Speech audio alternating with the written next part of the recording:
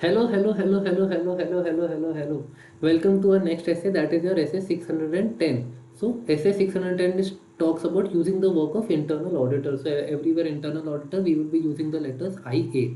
So, internal audit is a function of an entity that performs assurance and consulting activities designed to evaluate and improve effectiveness of entities governance, risk management, and internal control process. So your internal, what is your internal audit? Your internal audit is a function of an entity that performs assurance and consulting activities with related three things: entities governance, your risk management, and your internal control processes. So these are the three things that your internal audit focuses on. Your internal audit either may be within the organization, that is made up of employees, or it might be outsourced to a third party. Great. So what is the evaluation of internal audit function by external auditor? That is, does my external auditor, does my stat auditor use my internal auditor, and when will he use? So before using, he will check what is my objectivity of internal auditor, the competency of internal auditor, and whether my internal auditor has a systematic and disciplined approach towards the audit. If it is satisfactory, then he will determine the nature, timing, and extent of work to be used of internal audit function. But if he thinks that it is not satisfactory, that is the system, if it does not follow a systematic or a disciplined approach, in such a case he will not use work of the internal audit function. Okay, so if he uses the work of internal audit function, that is if it is satisfactory, in such a case he will discuss the planned use of work of internal auditor with the internal audit and the management. He will read reports of internal audit function relating to work of function that the external auditor plans to use to obtain understanding of nature, time, and extent of audit procedures it performed and related findings. So any area that the stat auditor was going to check, any area that the external auditor was going to check, what will he do? He will take the report for that particular area, check what my internal auditor's reports or what the comments were, and on that basis he will determine his nature, time, and extent of audit procedures.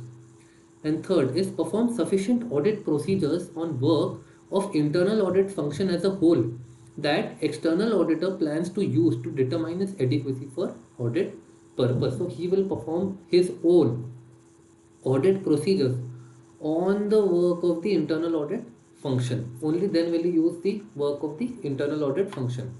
Okay, now in some cases your internal auditor might be used for direct assistance. So determine whether internal auditor can be used to provide direct assistance. That is, your internal auditor will assist the external auditor.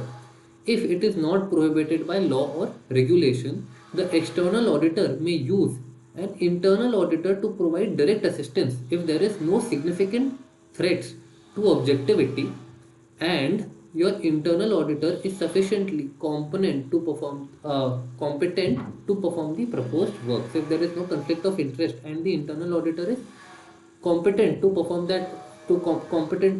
that, only in such a case will you use the direct assistance. What is second? Determine the nature, time, and extent of work that can be assigned to internal auditor. He will have to check if I'm using this person as for direct assistance, how much work can I give to the internal auditor. So your internal auditor shall not be used to provide direct assistance to perform procedures that include significant judgments, assessing risk of material misstatement, evaluating sufficiency of test performed, and significant accounting estimates. So all these major things should be done by the external auditor himself. These cannot be delegated to the internal auditor. If it relate to higher assessed risk of material misstatement, if such matters have a higher risk of material misstatement, in such a case the auditor himself, the external auditor should himself check it.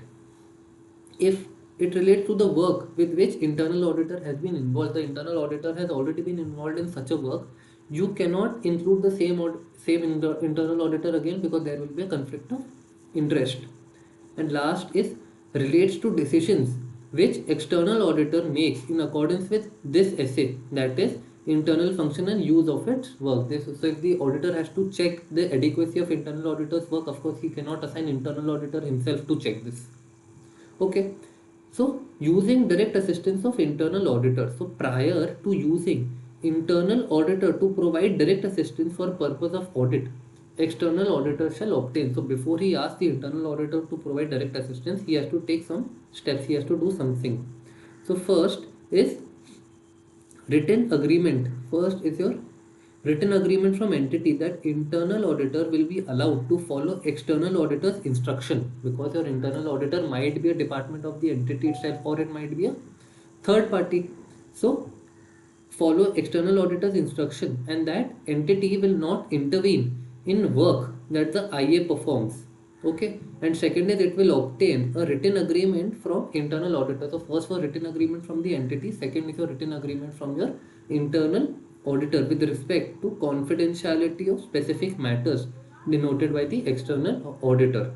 Okay, and the next point is external auditor shall direct, supervise, and review of work performed by internal auditor on an engagement. Your external auditor, he will direct, supervise, and review the work that the internal auditor performs on an engagement. So he will have total control over the internal auditor. And with this, we are done with this essay, and I will see you in the next class.